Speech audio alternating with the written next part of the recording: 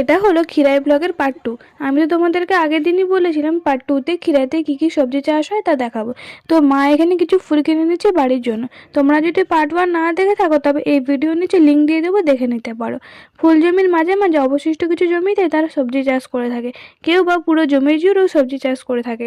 এখানে সবজির মধ্যে বিশেষত ফুলকপি, বাঁধাকপি, ব্রোকলি, ওলকপি চাষ করতেই দেখলাম।